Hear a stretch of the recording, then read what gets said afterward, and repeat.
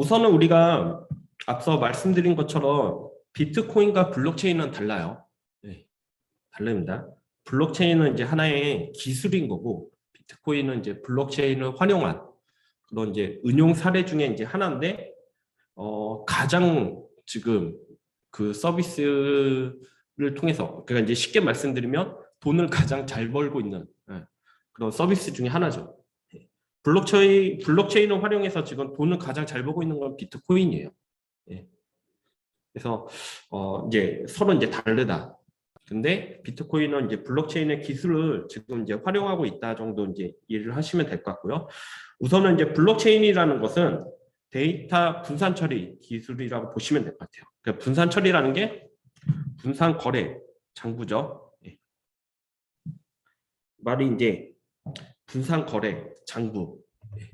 사실 여기서 이 세 개의 단어가 복합어가 안에 이제 이 안에 이제 힌트가 다 있는 거죠. 예. 분산 그리고 거래 장부라는 내용이 이제 있다라고 보시면 될 것 같습니다. 우선은 이제 데이터 분산 처리 기술은 네트워크에 참여하는 모든 사용자가 모든 거래 내역 등의 데이터를 분산, 저장하는 이제 기술이고요. 여기서 이제 블록체인에서 사용하는 이 블록이라는 것은 개인과 개인 간의 그 거래 이제 데이터가 기록되는 이제 장부라고 보시면 될 것 같습니다. 그러니까 아무튼 이 두 개의 점을 줄여서 지금 말하는 게 분산 거래 장부예요. 우선은 이제 거래 장부만 본다 그러면 기존의 금융 서비스와 크게 다르지는 않습니다.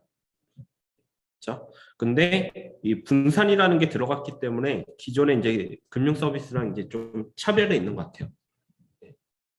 우선은 그러면 기존의 금융 서비스는 지금 어떻게 되어 있느냐를 이제 좀 간단하게 본다 그러면 이제 다 아시는 것처럼 금융 서비스는 이제 데이터베이스 여러 개 이제 데이터베이스를 사용하고 있죠. 우리가 이제 은행에서 지금 이제 처리하는 모든 이제 그런 거래들은 사실 모든 그런 데이터들은 어디에 쌓이고 있냐면 데이터베이스에 쌓이고 있어요. 예를 들어서 우리가 뭐 특정 회사를 좀 언급하기는 좀 그렇지만 그럼에도 이제 좀 쉬우니까 예를 들어서 제가 이제 가장 잘 사용하고 있는 건 카카오뱅크예요. 예. 그 카카오뱅크를 사용하고 있다 그러면 카카오뱅크 데이터베이스에 이제 쌓이죠.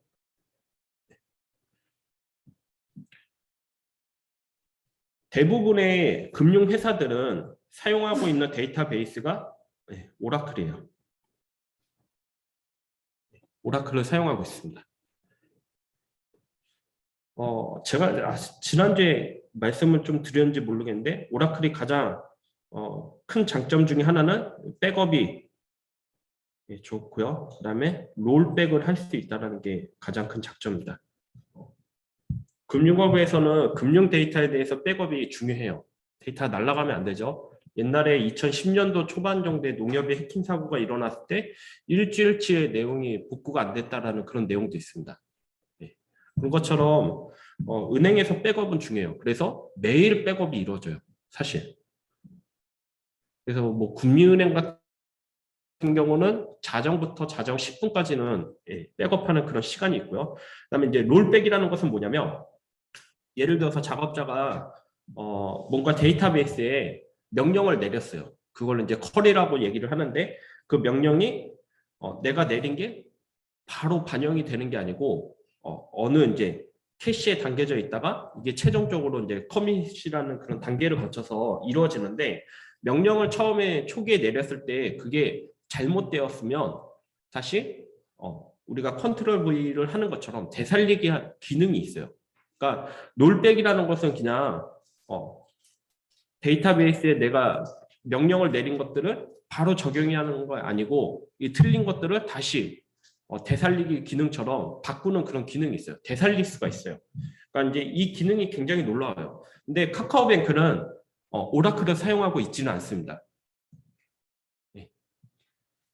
카카오가 사용하고 있는 데이터베이스는 우선 마리아DB를 사용하고 있어요.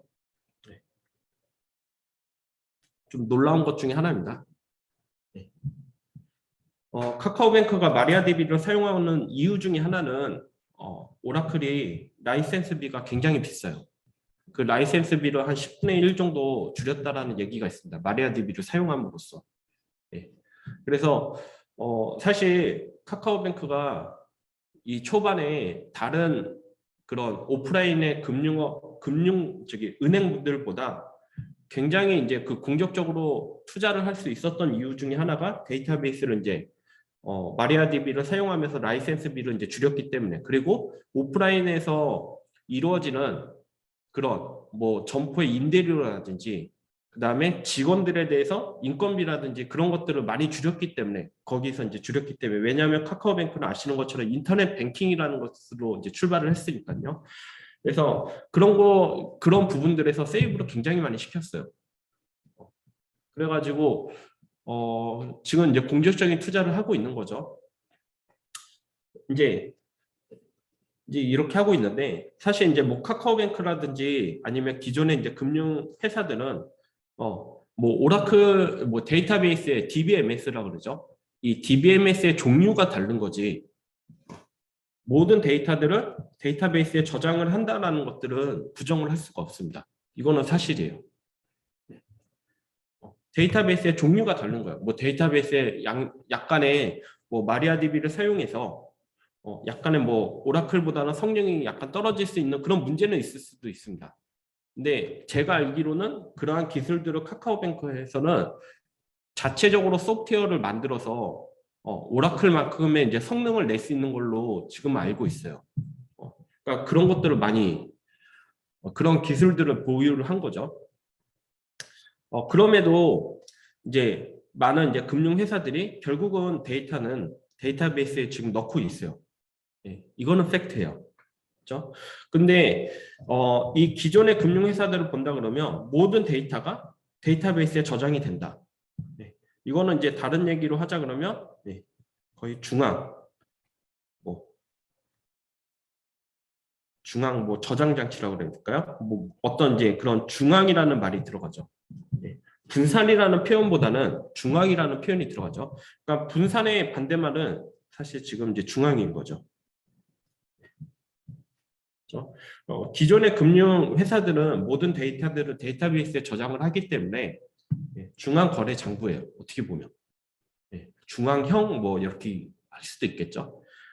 근데 이제 블록체인은 사실 이 중앙에 저장을 하는 것보다는 분산 거래를 하고 있습니다.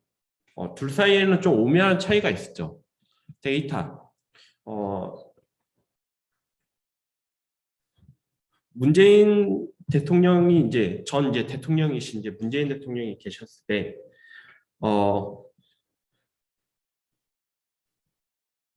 그 송정희, 일본의 이제 소프트뱅크 이제 송정희 회장을 만나면서 들었던 얘기 중에 하나가 이 AI의 중요성에 대해서 좀 얘기를 많이 들었어요.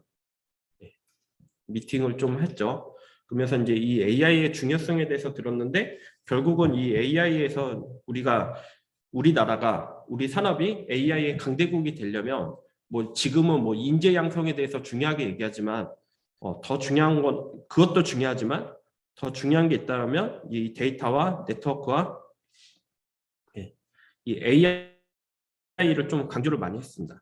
그러면서 얘기가 나왔던 게 이 앞에 있는 글자를 따서 이 데이터 네트워크 AI의 앞글자를 따서 이제 DNA라고 이제 불렸어요. 그래서 우리가 DNA가 굉장히 중요해. 그러면서 사실 이전 정부는 이 DNA에 대한 그런 강조를 많이 했습니다. 그러니까 데이터는 이제 IoT를 통해서 이제 수집을 하고, 그다음에 뭐 5G나 이제 6G를 통해서 수집한 데이터들을 서버에 전송을 하고, 그다음에 이 AI로 이제 분석하는 것들에 대해서 좀 얘기를 많이 했었습니다. 결국은 이 지금 이 정부라든지 많은 산업군이 사실 지금 중점적으로 많이 하고 있는 부분 중에 하나가 뭐냐면 이 데이터들을 과연 예, 어떻게 이제 수집을 할 거고 보관을 할 거고 얘를 어떻게 이제 활용을 할 것이냐. 예, 이 부분이 이제 좀 가장 중요한 부분이죠. 그러니까 데이터를 모아야 돼요, 사실. 그리고 이 데이터를 뭐라고 불렀냐면 예, 이 원천이라고 불렀어요. 뭐 에너지 원천이 뭐 석유인 것처럼 그 석유를 빗대어서 데이터를 이제 표현을 많이 했어요. 예. 그러니까 미래는 지금 현재는 석유를 가진 나라가 강대국이지만 미래는 데이터를 많이 가진 나라가 강대국이 될 거다 그러면서 데이터의 강조를 아무튼 많이 했습니다. 근데 이 데이터들을 수집을 하기 위해서 그리고 보관을 하기 위해서는 아시는 것처럼 가장 중요한 게 데이터베이스예요. 그렇죠? 지금 기술로는 예, 데이터를 많은 데이터들 그 의미 있는 데이터죠. 많은 데이터들을 가지고 있고 수집을 할 수 있고 보관을 하는 데가 이제 지금은 가장 이제 힘이 그리고 권력이 이제 강한 곳이죠. 그러면 여러분들이 좀 이 사회를 한번 생각을 해보셨으면 좋겠어요. 과연 지금 데이터를 많이 가지고 있는 곳이 어딘지. 네. 그럼 답이 나오죠.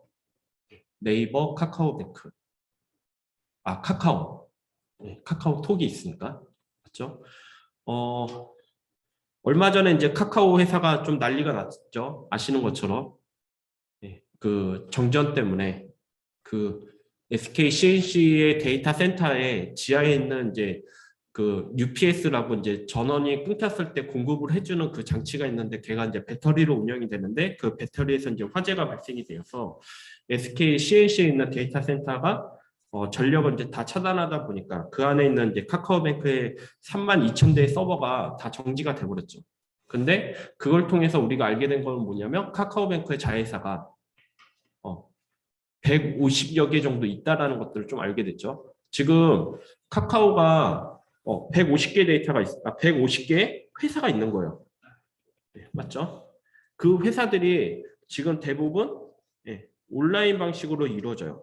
예를 들어서 우리가 미용실을 간다 그럴 때 이 카카오를 통해서 카카오톡이라든지 아니면 그 앱을 통해서 이 미용실에 대해서 이제 예약을 한다든지 그러니까 대부분이 다 이제 카카오에서 일어났는데 이러한 서비스들이 사실 개인 사용자들에게는 무료예요. 네. 그러면 한번 우리가 생각을 해봐요. 왜 그들은 무료로 우리에게 제공을 해주느냐? 지금 얘네들이 하려고 하는 게 뭐냐? 이렇게 강범위한 그런 회사를 운영하면서 과연 이 카카오의 CEO는 회사가 150개가 있다는 것을 과연 알 것이냐라고 이제 그런 기사도 나왔어요.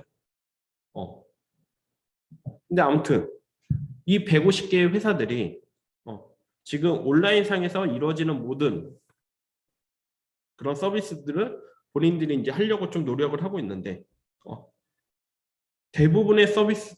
거의 대부분의 서비스들은 무료로 이루어지고 있어요. 그럼 얘네들이 과연 하고 싶은 게 뭐냐라고 봤을 때 저는 이제 데이터 수집이라고 봐요. 그렇죠? 계속 데이터들을 많이 가지려고 노력을 할 거예요. 많은 회사들이. 왜냐하면 그게 하나의 이제 미래사회에서는 그런 것들이 이제 권력이라고 저는 이제 생각이 들기 때문에 과연 데이터를 많이 가지고 있는 이제 회사가 가장 큰 이제 권력을 저는 이제 가질 거라고 그렇게 좀 예상이 들어요.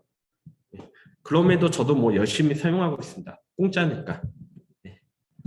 근데 이제 이렇게 많은 대부분의 회사들이 이렇게 이제 데이터들을 중앙에서 이제 수집을 하고 이제 활용을 하려고 하는데 이 블록체인은 사실 그거를 반대되는 그런 행위 중에 하나죠. 분산으로 데이터들을 관리를 한대요. 네, 맞죠? 분산으로. 그러니까 지금 권력 있는 많은 회사들은 데이터들을 결국은 많이 모아서 얘를 뭔가에 이제 새로운 서비스를 만들려고 이제 노력을 많이 하고 있어요. 그래서 데이터들을 많이 모으는 회사들이 이제 뭐 네이버, 카카오뱅크, 그 다음에 뭐 병원 데이터도 많고, 그 다음에 금융이에요. 그렇죠? 데이터가 지금 산업군 중에서 많은 데가 사실 이 정도예요. 뭐 IT인데 IT 중에서도 이 사용자랑 가장 가까이 있는 예, 뭐 저기 뭐지? 뭐 네이버나 카카오 정도 될 거고 그다음에 병원 데이터도 굉장히 많습니다. 걔를 우리가 활용을 못해서 그렇지 정말 많아요. 근데 병원 데이터의 가장 큰 문제는 뭐냐면 비정형 데이터가 한 80% 정도 있다. 예, 맞죠? 이거는 말씀을 드렸으니까. 그다음에 금융업. 예. 그래서 금융업은 이제 작년서부터 올해서부터가 시작을 해서 마이데이터라는 것들을 계속 하고 있어요. 오늘 아침에 이제 신문을 좀 보고 왔는데 그런 얘기도 있어요.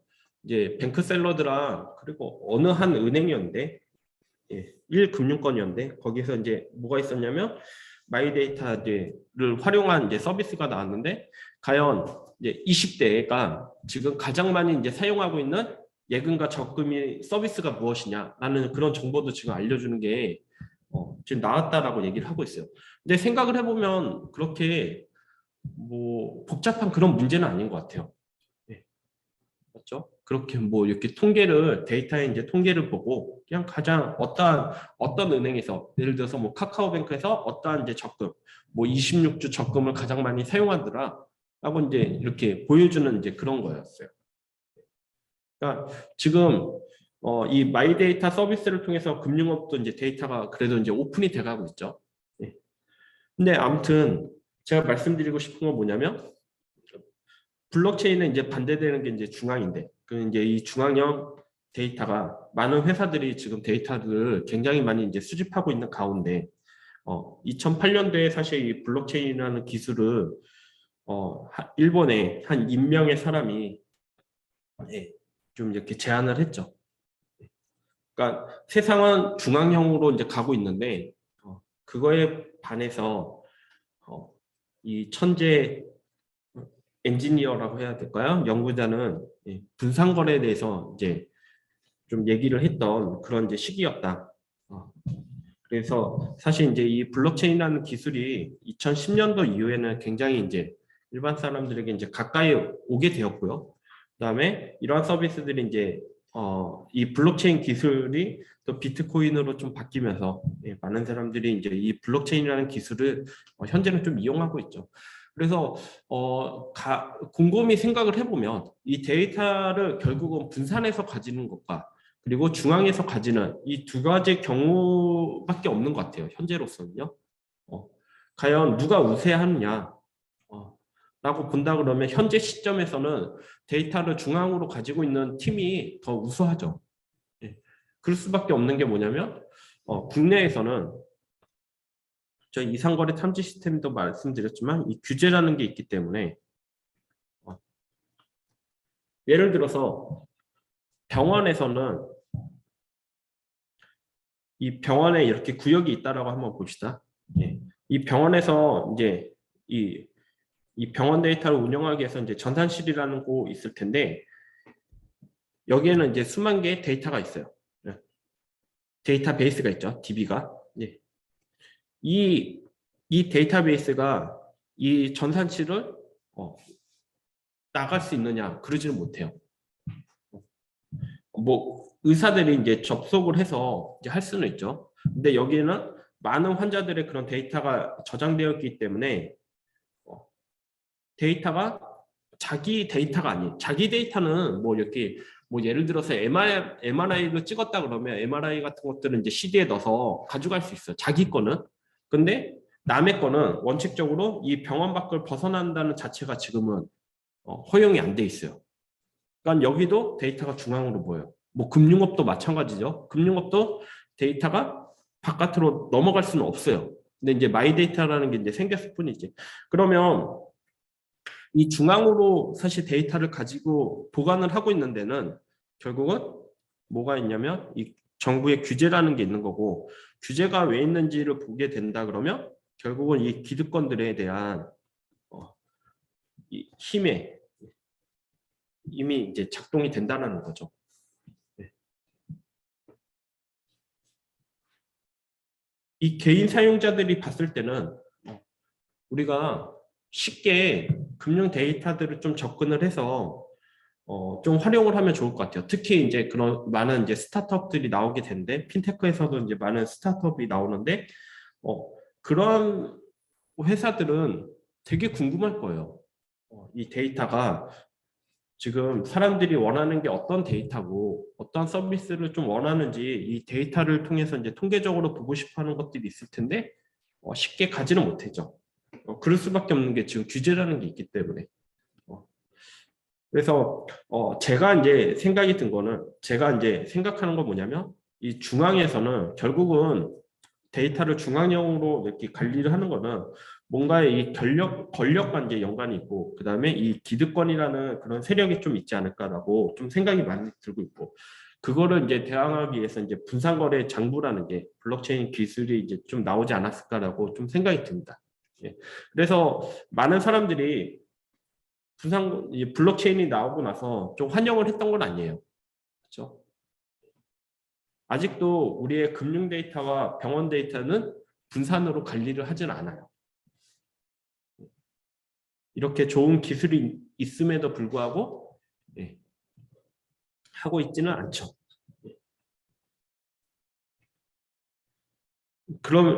그럼에도 이제 최근에는 그런 이제 병원 데이터든지 아니면 그 금융 데이터가 이제 좀 성격이 좀 바뀌어서 불필요한 정보, 그러니까 뭐 개인 정보를 익명화 처리를 해서 이제 이렇게 공개를 하는 그런 이제 움직임은 일어나고 있습니다.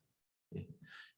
근데 아무튼 이제 이러한 블록체인 기술들이 이 현재로는 이, 이 정부의 규제를 통해서 사실 모든 데이터가 분산으로 좀 거래되고 있지는 않고 있고요. 그러기 때문에 이 데이터라는 것들이 특정 이제 산업군에 따라서 이게 외부로 나가는 게 지금 불법이기 때문에 이 블록체인이 사실 많은 산업군에서 지금 적용이 되고 있는 건 아니에요. 아시는 것처럼. 그래서 이제 그렇지만 그래도 좀 미래의 기술로 본다 그러면 그래도 좀 가장 좀 각광받고 있는 그런 기술 중에 하나가 아닐까라고 좀 생각이 듭니다.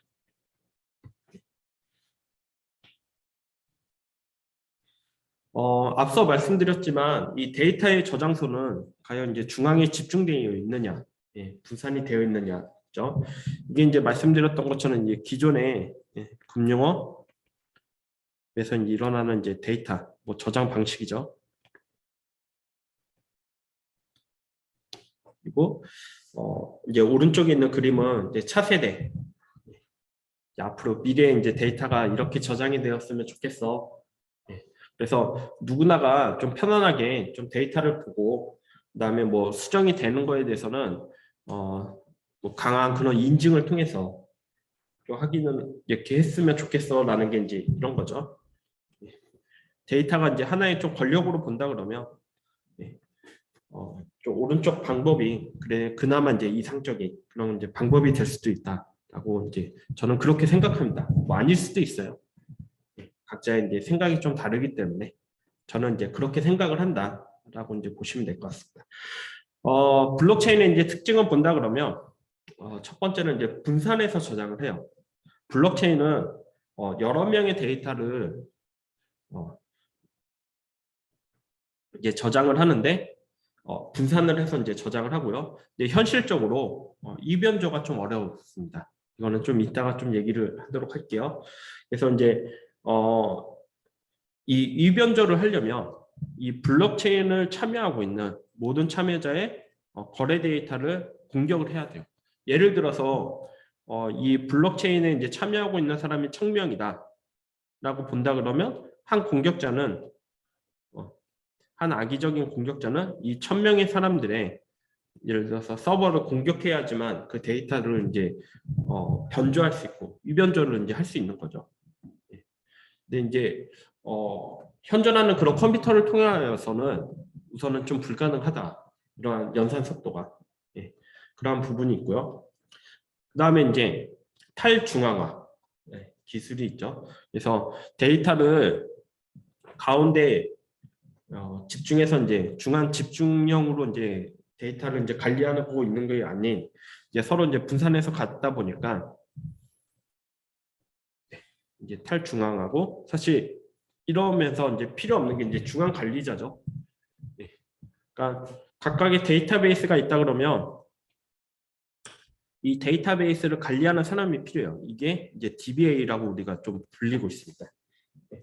DBA 관리자가 필요한데 뭐 블록체인은 이제 이 중앙 관리자, 데이터베이스를 관리하는 이제 중앙 관리자가 그렇게 이제 불필요하다라고 이제 보시면 될 것 같습니다. 계속 뭐 말씀드렸지만 사실 앞서 말씀을 다 드렸어요. 제가 이제 첫 슬라이드에서 굉장히 이제 길게 얘기했지만 이제 그게 이제 쭉 말씀을 드린 거고요. 그래서 블록체인과 이제 비트코인은 서로 달라요. 그렇죠? 다릅니다. 우선은 이제 블록체인이라는 것은 이제 2008년도에 사토시 나카모토라는 익명의 사람이 이제 제안한 얘기고요. 그러니까 2008년도면 지금으로부터 한 14년 정도밖에 안 됐습니다. 예, 기술이 아직 초기 단계죠. 그러니까 기술이 나온 지 별로 안 됐기 때문에 사실 많은 그런 이제 공격을 받을 수밖에 없어요. 어떠한 기술이든지 초기에 나온 것들은 공격을 많이 당해요. 이거는 우리 사이가 그렇습니다. 그래서 어쩔 수 없는 부분이에요. 공격을 많이 받아요. 근데 이제 여기서 말하는 이제 비트코인이라는 것은 이제 퍼블릭 블록체인의 이제 좀 대표 사례로 보시면 될 것 같고요.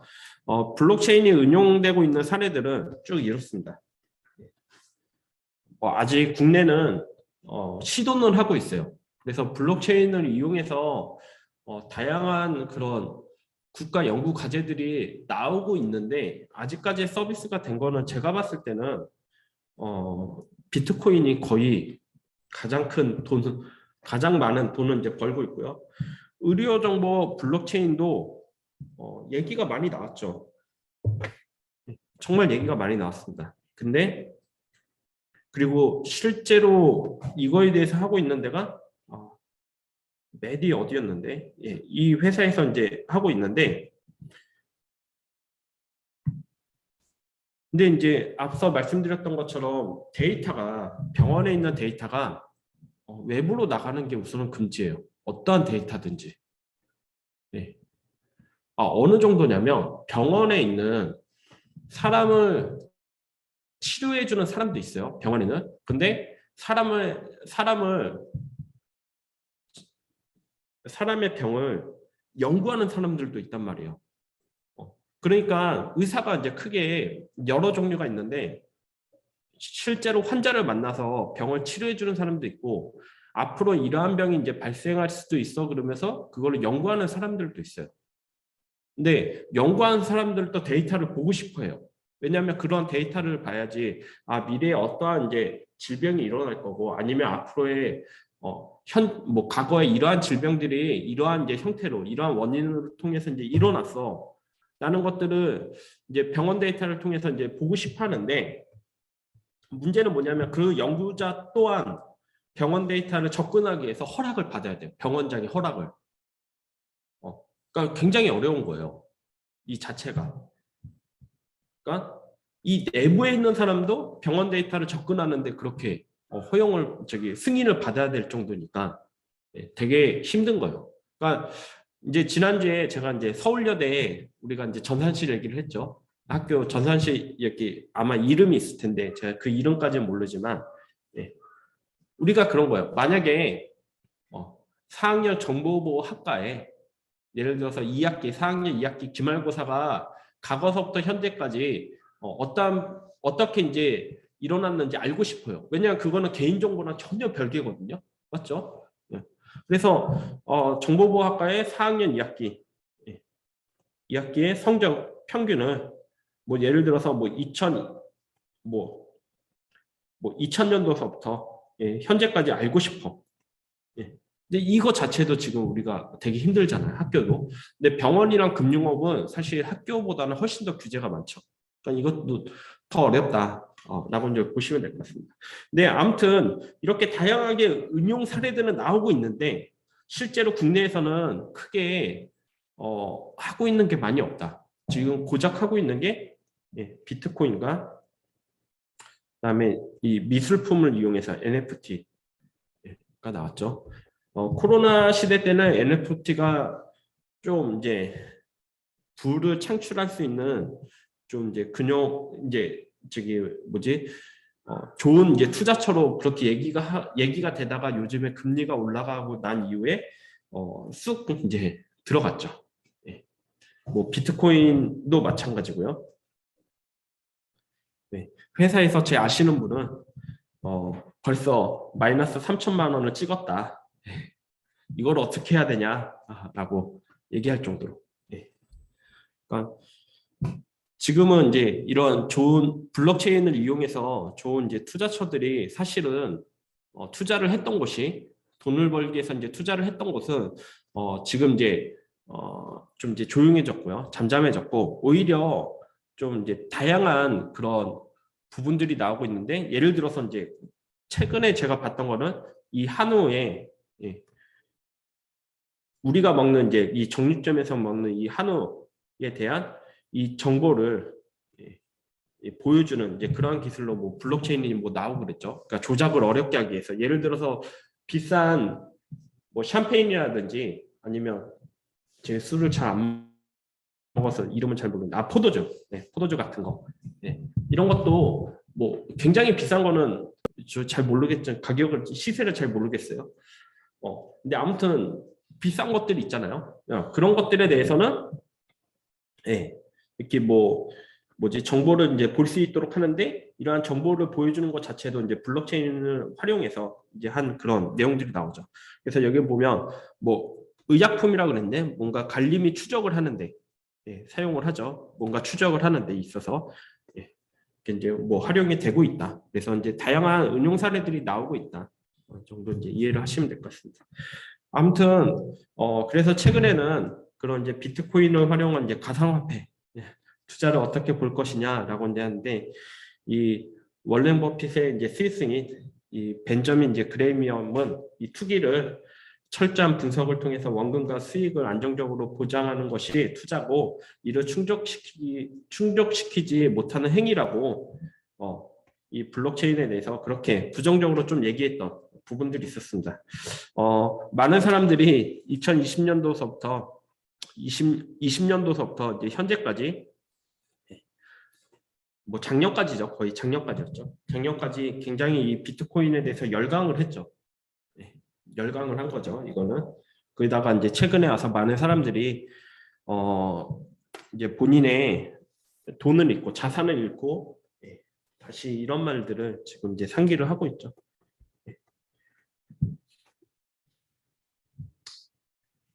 되게 참 신기해요. 이 투자라는 게 사실 투자를 해서 뭐 주식 투자도 마찬가지고 부동산 투자도 마찬가지고 비트코인 투자도 마찬가지예요.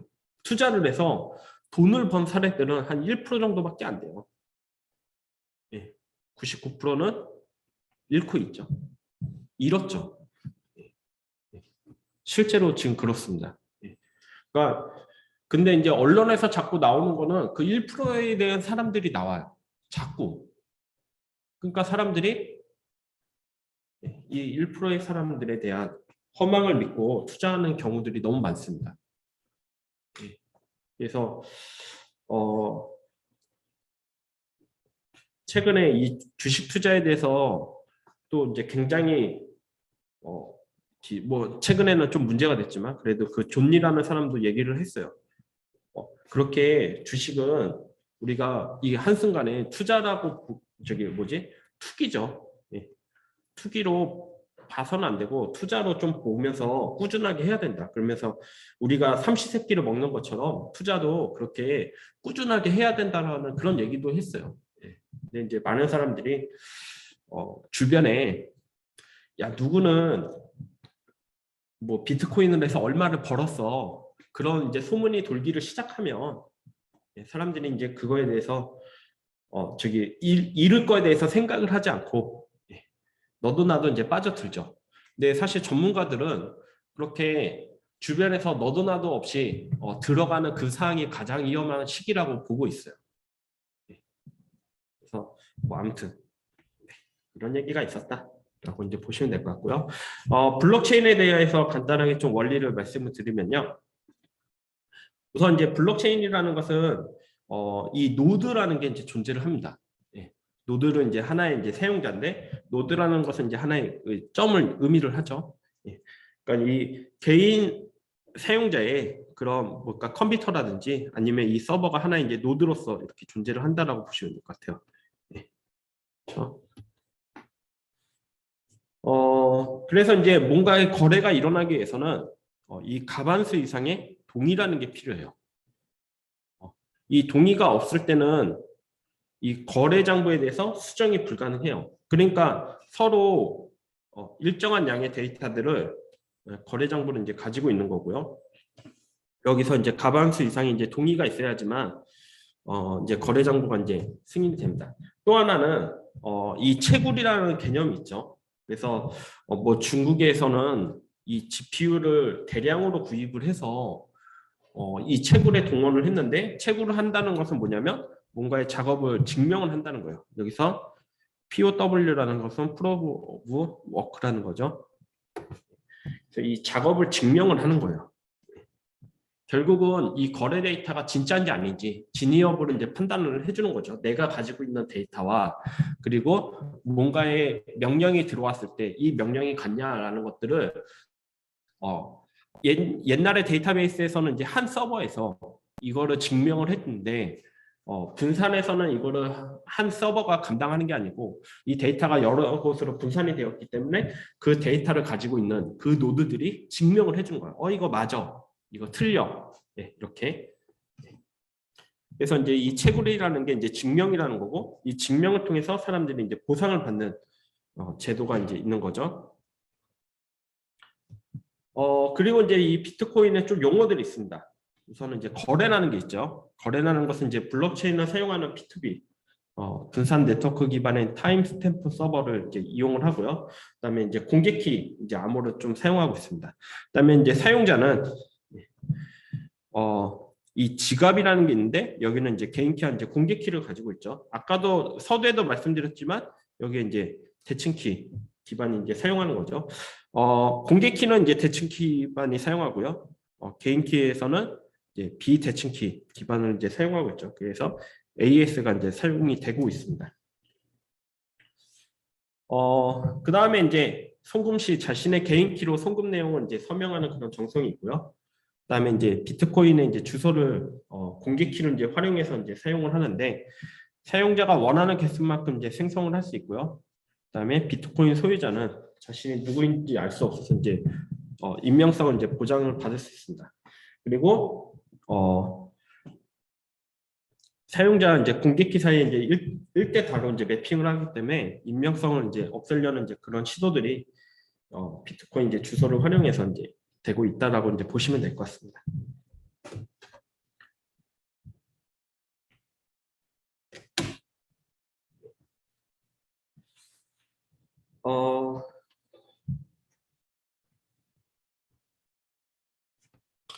잠깐만 10분 정도 휴식을 하고요. 진행하도록 할게요.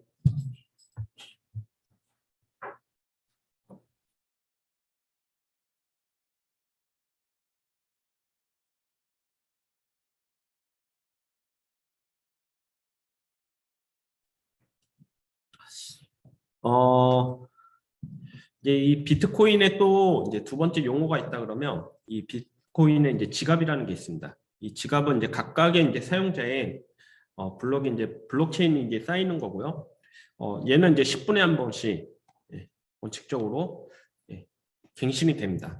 그러니까 아까도 말씀드렸다시피 이 블록체인을 만약 10명의 1000명의 이제 사용자가 참여자가 하고 있다 그러면 이 1000명의 이제 사용자는 본인들이 이제 가지고 있는 뭔가 이제 이 데이터들이 있을 거고요. 그 악의적인 공격자가 이 거래 장부를 바꾸기 위해서는 1000명의 데이터들을 모두 다가 이제 변경을 해야 돼요. 근데 제한 시간이 있어요. 10분. 10분 이내에 해야 된다라는 이제 부분이 있습니다. 이게 안 그러면 이 블록에 있는 그런 그 해시 정보들이 계속 갱신이 돼요. 그러니까 바꾸다가 갱신되고 이게 공격자들이 공격을 하려고 해서 들어가면 갱신을 갱신이 돼서 이전에 내가 공격하고 있는 그런 내용들이 다시 못 쓰고 다시 또 하려고 그러면 또 10분이 지나서 또 값이 바뀌고 그러니까 이런 게 계속 반복이 되다 보니까 아직은 지금 현존하는 그런 컴퓨터 성능으로 슈퍼컴퓨터도 마찬가지예요. 성능으로는 지금 현실적으로는 이 10분 내에 많은 이제 이 블록체인에 있는 내용들을 바꾸기가 지금 어렵다. 예. 그래서 아직은 지금 이 보안적으로 사실 이제 강화다는 게 좀 이런 부분에 있다라고 보시면 될 것 같아요. 지금 현존하는 컴퓨터의 기술로는 이 10분 내에 모든 참여자가 있는 데이터를 바꾼다. 불가능해요. 근데 이제 현대 암호학에서 DES라는 이제 암호 알고리즘도 있었죠. 이 알고리즘이 나온 게 1977년도 정도에 발표가 됐어요. 그래서 현대 암호학에 있어서는 거의 뭐 첫 번째로 이 제가 상용화가 아니고 이제 많은 사람들이 이제 사용하는 그런 표준 암호화 기술이었죠. 이 기술이 1997년도 정도에 우리 DS가 얼마나 강해라고 하면서 이제 실험을 하게 됐어요. 뭐 그 챌린지 1이라는 실험을 하게 됐는데 그때만 해도 22일이 걸렸어요. 이거를 이제 DS로 이제 암호화된 것을 해독하는데 그러니까 1977년도에 이게 나왔을 때는 그 당시에 기술을 통해서 하드웨어의 그런 기술을 통해서 해독이 거의 불가능했죠. 무한대 시간이 걸린 그 정도였는데 이제 이 기술이 나오고 나서 20년이 흐르니까 22일이 걸렸어요. 근데 더 놀라운 거는 1999년도에 이 DS를 가지고 다시 이제 챌린지 4라는 게 열려가지고 이제 했는데 4시간 만에 해독이 됐습니다. 고작 2년이 지났는데 4시간 만에 해독이 돼서 현재는 NIST라든지 우리나라 이제 뭐 키사라든지 한국인터넷진흥원에서 이 DS는 사용하지 말자라고 지금 권고안이 내려왔어요. 왜냐하면 해독이 가능해요. 근데 이제 이 블록체인에서 사용하고 있는 이 기술도 마찬가지죠. 지금 현존하는 컴퓨터에서는 불가능해요. 근데 과연 이제 10년 후가 지났을 때도 과연 이게 안전할 것이냐 라는 이제 그런 물음은 우리가 한번 좀 던져볼 필요가 있죠. 그래서 지금은 이제 10분 내에 이게 갱신하는 게 불가능하다고 하지만 이 양자 컴퓨터라는 기술이 나온다 그러면 이거는 이제 가능하다. 그래서 양자 컴퓨터가 이 전 세계적으로 영향을 미치는 거는 이 현대 암호학에서 지금 개발한 모든 알고리즘이 양자 컴퓨터로 이제 해독을 하게 되면 다 무용지물이 이제 된다라고 이제 그렇게 보고 있습니다. 근데 이제 제가 또 생각하는 거는 그거예요. 그 현대의 암호학에 대한 그런 많은 기술들은 무용지물이 되겠지만 또 양자 컴퓨터를 활용한 또 새로운 그런 암호 기술들이 또 개발이 될 거라고 저는 그렇게 확신이 들어요. 그러니까 지금 우리가 사용하고 뭐 RSA라든지 그다음에 뭐 메시지 인증을 하기 위한 뭐 SHA, 뭐 256이라든지 512도 현재 지금 컴퓨터 기술로는 좀 해독하는 게 불가능하지만 양자 컴퓨터 나오면 결국 그들도 이제 해독이 가능하겠죠. 근데 또 이제 새로운 게 또 계속 나올 거예요. 기술은 계속 진보를 하기 때문에 이렇게 나온다. 아무튼 이 현 시점에서 최근 한 5년에서 10년 동안은 그래도 이제 블록체인이 이제 분산하는 서비스에서는 좀 이제 안전한 그런 체계가 되지 않을까라고 좀 생각이 듭니다. 근데 기술의 발전이 워낙에 빠르기 때문에 제가 5년에서 10년 정도 예상을 하지만 이 시기가 또 당겨질 수는 있어요. 기술의 발전의 속도는 정말 기하급수적입니다, 지금.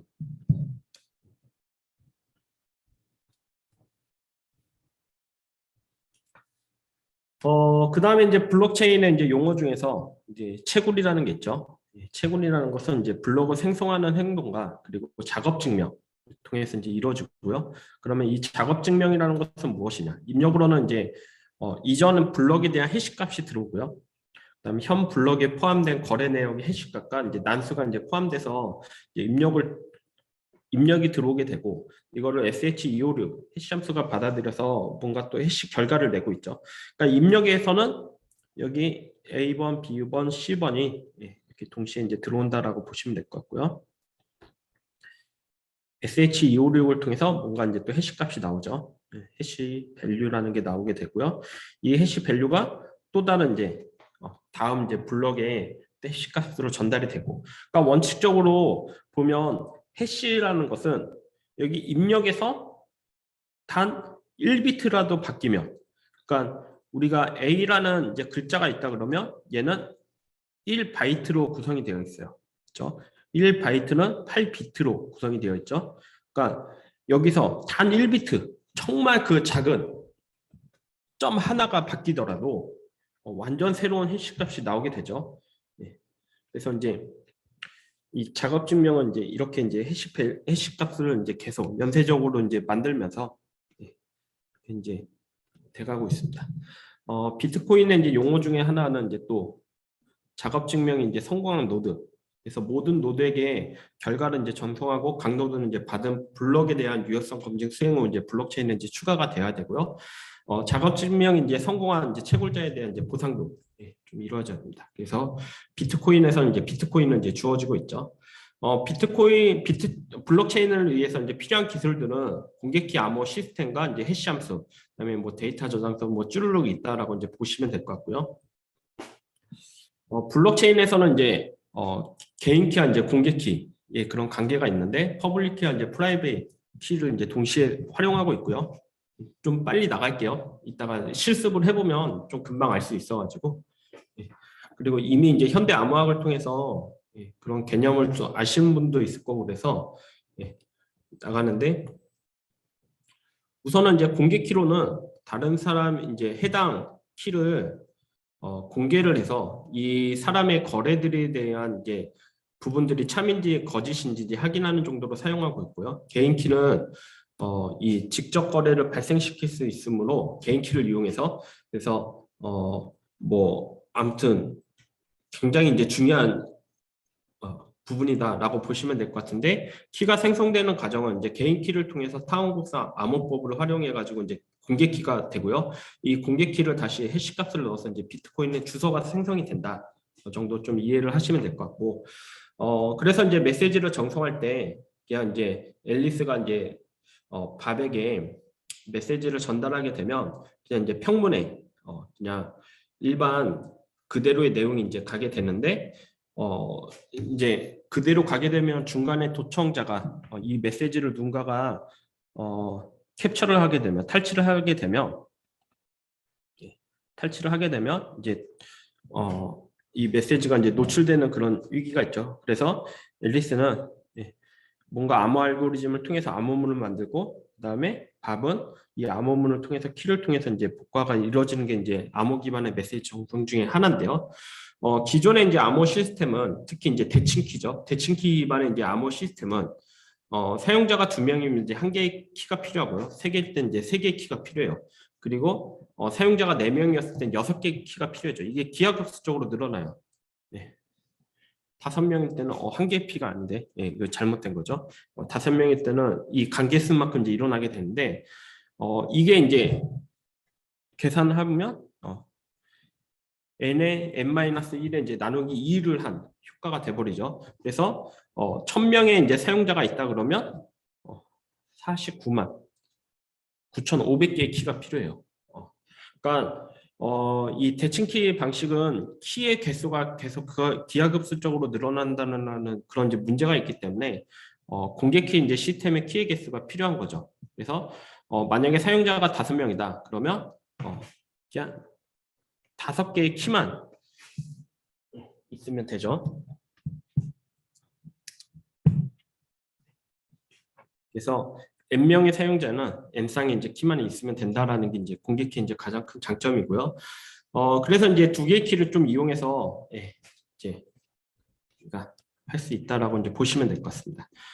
그리고 이제 이 개인키와 이제 공개키가 있고요. 그다음에 이제 비트코인을 주소를 이용하기 위해서 이제 해시라는 게 필요한데, 해시는 이제 메시지가 있고 해시 함수를 통해서 해시 밸류를 내는 거죠.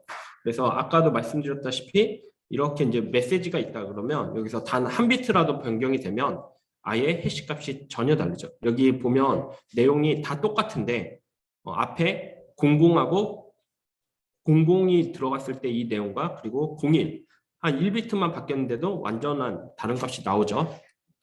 그리고 이제 이 일반형 해시의 가장 특징은 입력에 대한 이 자료와 상관이 없이 이게 해시 함수에 넣게 되면 일정한 해시 값의 값이 이제 나오게 된다라는 게 이제 특징이 있습니다. 그래서 이 특징들을 이제 정리를 하면 해시 값으로부터 메시지를 구할 수 없고 1비트만 달라져도 다른 해시 값이 생성이 되고 입력 길이가 달라도 해시 길이는 일정하다.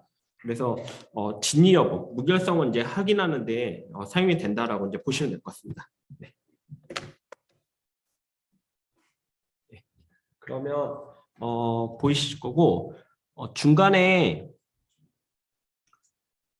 목차 중에서 블록체인 구조 실습을 하는 부분이 있습니다. 블록체인 데모라는 이제 부분이 있고요. 그래서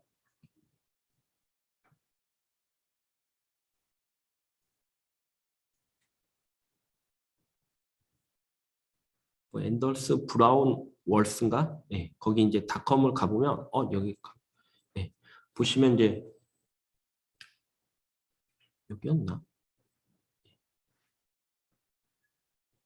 아닌데, 네, 이렇게 해서 웹페이지를 하나 띄우시고요. 그 이제 블록체인 데모라는 게 있습니다. 여기 혹시 찾으셨죠? 중간에 URL이 있어요.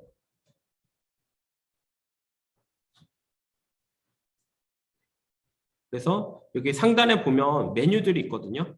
그러면 여기 해시라는 부분을 우선 먼저 한번 좀 이동을 해주시면 될 것 같아요. 다들 열으셨죠? 예.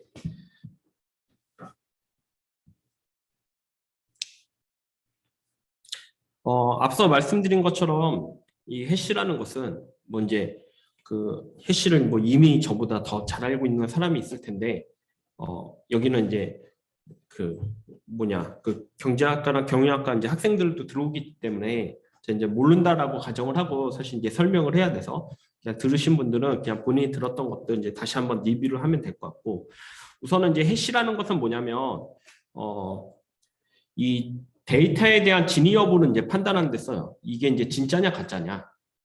그래서 이 아까도 이제 그 강의 안에서 본 것처럼 뭔가 해시 함수를 통해서 입력을 주게 되면 거기에서 이제 일정한 그 길이의 결과값을 이제 내게 되는데 그 결과값을 여기서 보시면 해시라고 나와 있어요. 정확하게는 이제 해시 밸류라는 게 저는 맞을 것 같아요. 네. 그래서 해시 밸류가 나오게 되고요. 근데 이 데이터가 어떻게 들어오든지 이 해시 밸류는 뭔가의 그 패턴에 따라서 값이 나오진 않아요. 맞죠? 나오지 않아요. 전혀 다른 값이 나와요. 한 비트가 바뀌어져도. 그래서 우리가 간단하게 보면 여기다가 한글로 서울여대 쳐보면요.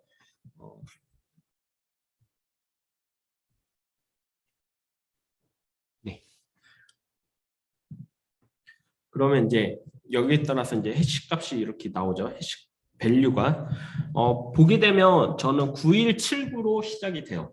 아마 저랑 똑같이 입력을 했으면 9179가 나올 겁니다. 앞자리 네 자리가요. 맞죠? 예. 근데 만약에 본인이 입력을 했는데 모르게 뭐 스페이스바를 하나 넣었다. 그러면 제 스페이스바를 추가한 거예요. 그러면 저는 52 그리고 알파벳 소문자 27이 나와요. 그렇죠? 그러니까 보시면 스페이스바가 문자열로 따진다면 굉장히 단순한 거예요. 근데 이 하나가 이제 들어감으로써 완전 해시밸류는 다른 패턴이 나와버리죠. 이게 이제 해시밸류의 이제 가장 큰 특징으로 보시면 될 것 같고 여기 앞에 SH256이라는 것은 이제 그 해시 알고리즘 중에 이제 하나의 이름이다라고 이제 보시면 될 것 같습니다. 그래서 뭐 강의안이 쭉 앞에 있는데 사실 앞에 있는 내용들은 제가 이미 강의안에서 이제 소개를 했던 내용이라서 제가 그냥 쭉 지나간 거고요. 이제 이렇게 강의안을 보신다 그러면 네, 뭐 해시 함수 뭐 여기서부터 보시면 될 것 같아요.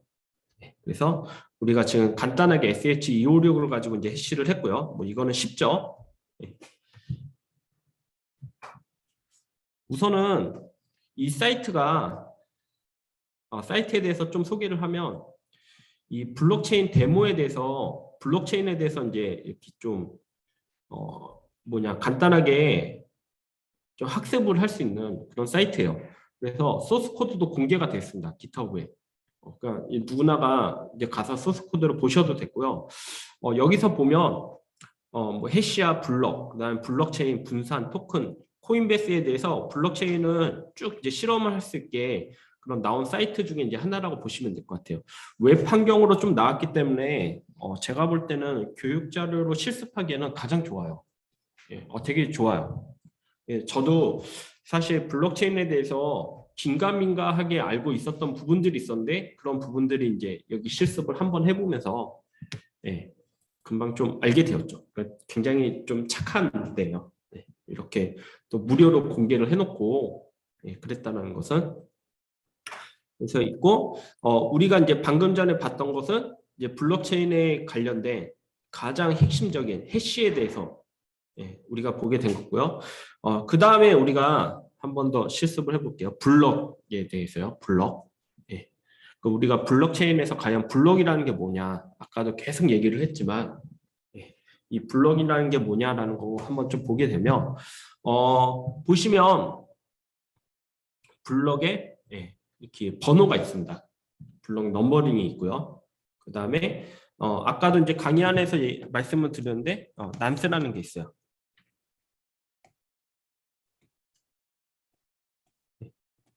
난스가 있죠. 그래서 되는데 얘는 랜덤하게 붙습니다. 본인이 바꾸셔도 돼요. 그다음에 자료라는 부분들이 있죠. 이 자료가 난스는 이거고요. 여기는 이제 거래 장부가 되는 거죠. 예. 여기에 본인이 뭐 어떠한 정보를 쓸 수 있는 거죠. 뭐 비트코인을 하거나 그런 거는 자료를 저장하는 그런 원칙이 있을 거예요. 맞죠? 근데 여기는 그냥 이 테스트를 그냥 쭉 받아볼 수 있게끔 이렇게 나온 거라서 돼 있는 거고 그다음에 화면을 보시면 여기가 초록색입니다. 초록색이라는 것은 이게 증명이 됐다라는 뜻으로 알면 되고요. 그다음에 얘가 붉은색으로도 바뀌어요. 네, 붉은색으로도 바뀌어요. 얘는 증명이 이제 실패됐다라는 이제 그런 이유로 보시면 될 것 같습니다. 우리가 간단하게 아까 쳤던 내용을 좀 보겠는데 지금 이제 블록체인 구조 실습에서 블록 실습 이 부분은 이제 한다라고 보시면 될 것 같아요.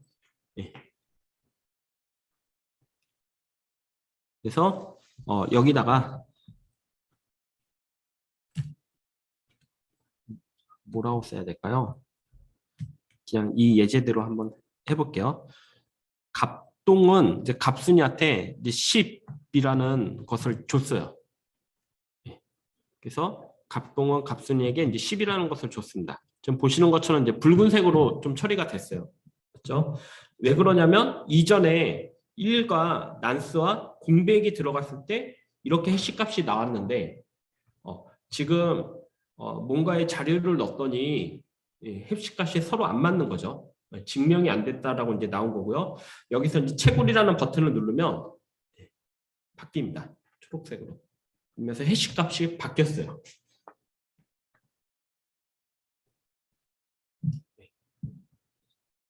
맞죠? 바뀌셨죠? 네.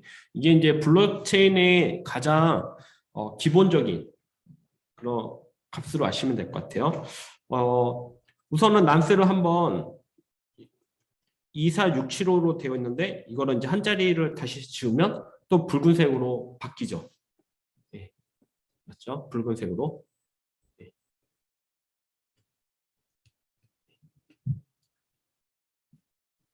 네. 간단하게 한번 좀 이것저것 바꿔 한번 보세요.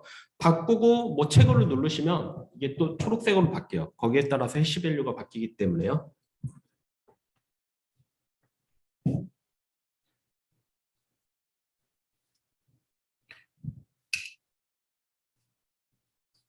그래서 블록 번호와 난스와 자료의 값을 계속 바꿔주면서 책으로 누르면 거기에 따라서 이제 해시 값이 바뀐다. 그러니까 원래는 우리가 일반적인 해시 펑션이라는 것은 해시 밸류가 나오는 게 맞아요. 결과로. 그리고 하나에 대해서 이제 메시지가 들어가죠. 이 메시지가 지금 블록체인에서는 블록과 그다음에 난스와 자료가 된다. 그래서 SH256이라는 이 해시 함수 알고리즘을 통해서 해시 밸류가 나오는데 이 해시 밸류가 지금 얘인 거예요. 그렇죠? 아까도 우리가 해시에서 이제 봤다시피 여기서 한 비트 정말 작은 한 비트가 바뀌어도 해시 밸류는 완전 다른 값이 이제 나온다라는 게 이제 있는 거죠. 그래서 내가 어떠한 패턴을 가지고 바꾸더라도 보시면 해시 값은 전혀 다른 값이 이렇게 나와버려요. 그렇죠? 뭐 난스를 내가 바꾸더라도 전혀 이제 그런 다른 값으로 이제 나오죠. 이게 이제 블록체인에서 이 블록의 가장 기본적인 그런 이제 방법이다라고 보시면 될 것 같습니다. 네, 여기까지 어렵진 않죠? 네, 혹시 질문이 있으신가요?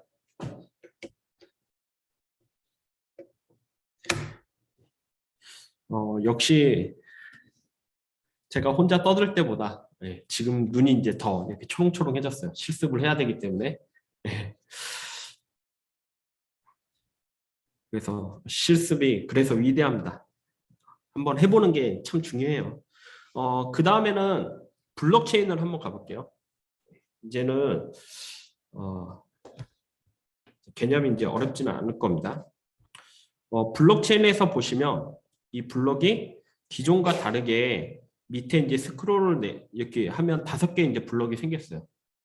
그렇죠? 각각은 이 체인으로 이루어져 있습니다. 체인으로 이루어졌다는 뜻이 뭐냐면 여기 이제 블럭에 1이 있고 여기 2가 있죠. 그러면 이전 값은 이제 0000이 됐어요. 이거는 이제 초기 값이라서 0000이고요. 초기 값. 그다음에 아까 말씀드렸다시피 해시 여기서 해시 밸류는 이 블럭 번호와 난스와 자료를 통해서 나온 값입니다.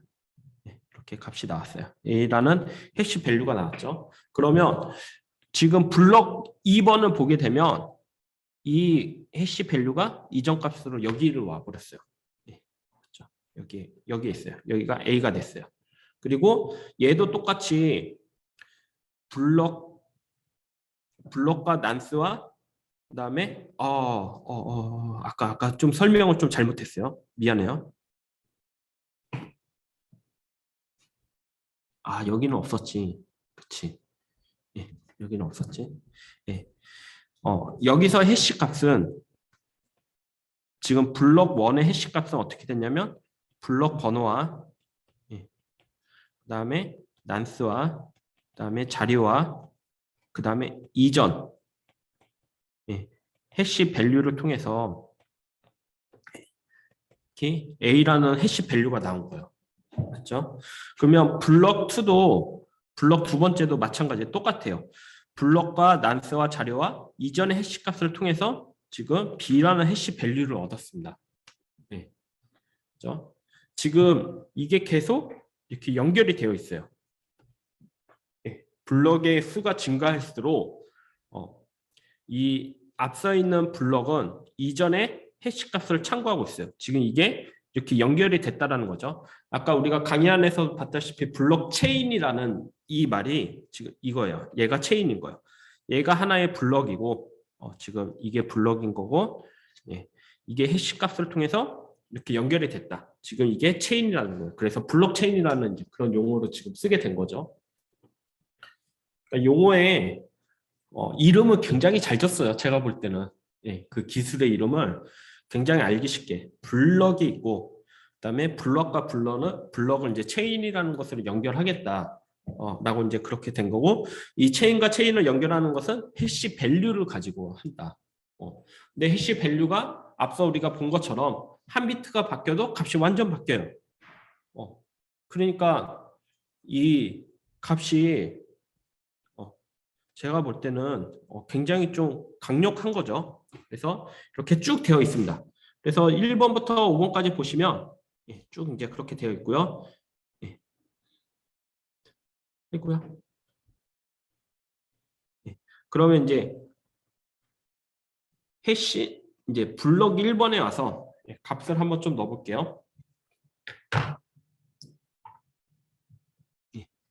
블럭 1에다가 이게 이제 PDF 자료를 보면 값동, 값순, 그리고 순위 효정,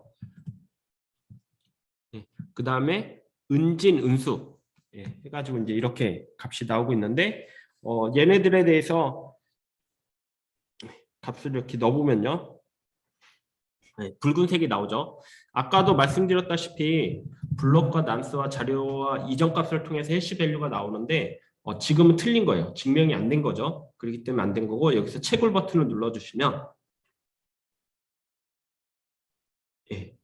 지금 해시 값이 바뀐데 근데 또 어떻게 됐어요? 블록 두 번째에서는 또 오류가 나 있죠. 왜냐하면 블럭 두 번째가 2번이 가지고 있는 이 해시 밸류와 지금 값이 바뀐 거에 대해서 아직 작업 증명이 되지가 않았죠. 그래서 블럭 두 번째도 값을 한번 넣어줄게요. 이번에는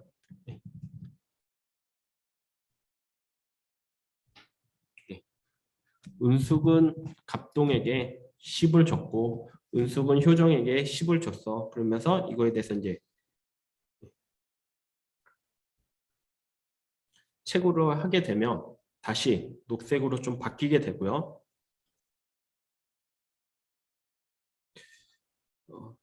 그리고 뭐 3번, 4번, 5번도 이와 같이인데 만약에 자료가 없다 그러면 채굴이라는 것을 이제 눌러주시면 됩니다. 순서대로 좀 누르셔야 돼요. 그래서 이 이전의 해시 값이 계속 이제 입력이 들어오면서 5개의 블럭에 대해서 보시면 이제 모두 증명이 된 거죠. 아까도 이제 강의 안에 말씀드렸지만 1000개의 블럭이 있다 그러면 공격자는 10분 이내에 1000개의 블럭에 이렇게 작업을 다 바꿔줘야 돼요. 임의로.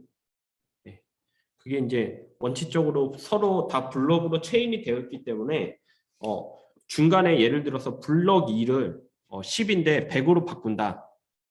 이게 지금 불가능하죠. 왜냐하면 얘랑 연관되어 있는 얘 뒤에 있는 블럭들은 다 지금 붉은색으로 이렇게 나와버리니까 이게 어려운 거죠. 그래서 또 다 해줘야 돼요. 채굴 누르고 증명하고 또 누르고 증명하고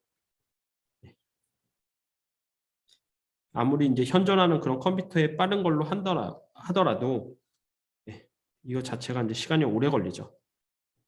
제가 뭐 이거 하는데도 대략 한 1분 정도 걸렸어요. 한 30초 정도 걸린 것 같아요. 1분 아닌 것 같고 한 30초 정도 걸린 것 같아요.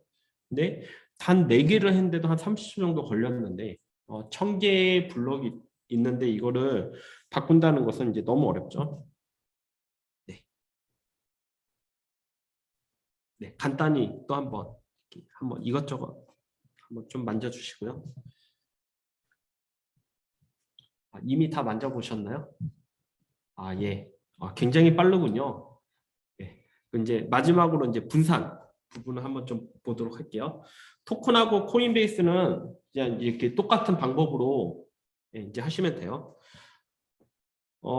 우리가 제일 처음에 얘기한 것처럼 블록체인은 분산 거래 장부라 그랬어요. 그러니까 거래 장부가 여러 개 이제 분산이 되어 있는 거죠. 그래서 뭐 피어 A랑 피어 B가 있어요. 그다음에 피어 C도 있고요. 이게 하나하나의 이제 디바이스라고 보면 될 것 같아요. 피어 A가 디바이스 A에 저장되어 있는 거고, 피어 B가 이제 디바이스 이제 두 번째 저장되어 있는 거고, 피어 C가 이제 세 번째 이제 저장이 된 건데, 그렇다면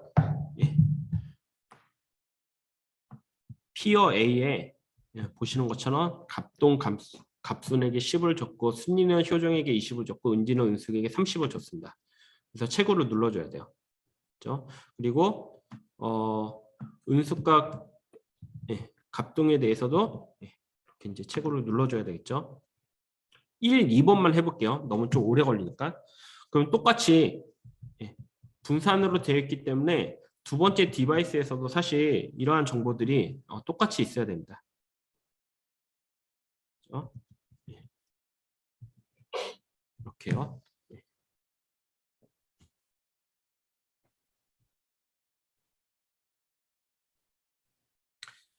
만약에 여기서 악의적인 공격자가 와서 피어 A에 있는 자료를 바꾼다라고 했을 때, 예를 들어서 은진이가 은숙에게 줬던 이 블록을 30인데 300으로 바꿨다. 그랬을 때는 이 값을 바꿔주고 또 여기에 대해서 연관되어 있는 그 하위에 있는 블록들을 다 바꿔줘야 되죠. 그러면 한 디바이스에 대해서 악의적인 공격자가 이렇게 들어왔을 때 이 값들은 뭐 바꿀 수 있다라고 봐요. 근데 문제는 뭐냐면 두 번째죠. 예. 여기는 다른 디바이스에서는 은진이 은숙이 30밖에 안 줬어. 근데 한 디바이스에는 300밖에 안 줬어요. 그러면 참여자의 절반이 이거는 이제 승인을 해줘야 되는데 참여자의 수가 적을 때는 문제가 없죠. 근데 많게 되면 이거를 과반수 이상 수정을 한다라는 게 보시는 것처럼 원칙적으로는 이제 불가능하죠. 예. 우리가 단 두 개를 가지고 봤는데도 예. 지금 이렇게 이제 증명이 좀 어려울 수도 있다라는 것들 한번 좀 보게 되었습니다.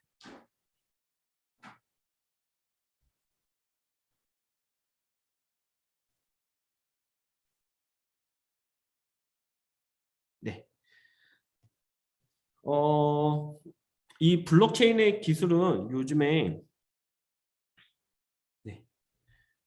이 패브릭이라는 이제 부분이 있어서 오픈 소스 기반의 이제 블록체인 예, 그런 이제 도구랑 이제 프로젝트가 좀 있고요. 얘에 대해서도 오픈 소스가 좀 있습니다. 그래서 경우에 따라서는 여러분들이 예, 이러한 이제 기술을 활용을 해서 뭐 비트코인 기술을 블록체인 기술을 이제 적용할 수 있는 예, 그런 부분도 있다라고 예, 제가 실습자를 이제 좀 소개를 했고요. 네, 있습니다. 뭐 이외에 토큰과 이제 코인베이스는 또 똑같은 방식으로 하시면 돼요.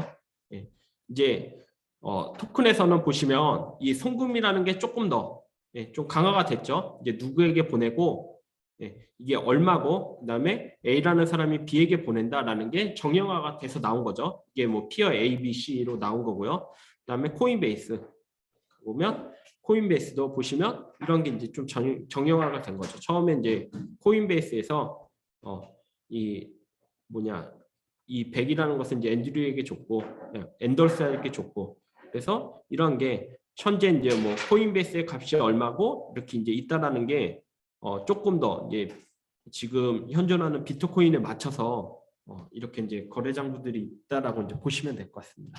네. 블록체인에 대해서 관심이 있으신 분들은 한 번 더 이렇게 좀 해보시면 될 것 같고요. 혹시 뭐 여기까지 했는데 질문이 있나요?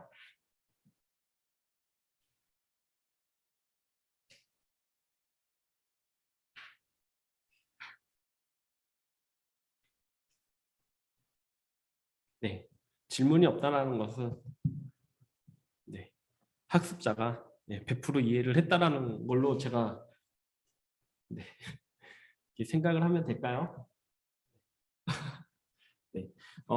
아마 블록체인을 그냥 이론적으로만 배웠으면 지금 좀 그랬을 텐데 간단하게 이제 실습을 해보니까 블록체인이 이러한 기술을 통해서 이렇게 하나의 블록과 체인으로 되었다라는 것들이 금방 좀 이해가 되셨을 거라고 저는 판단이 들고요.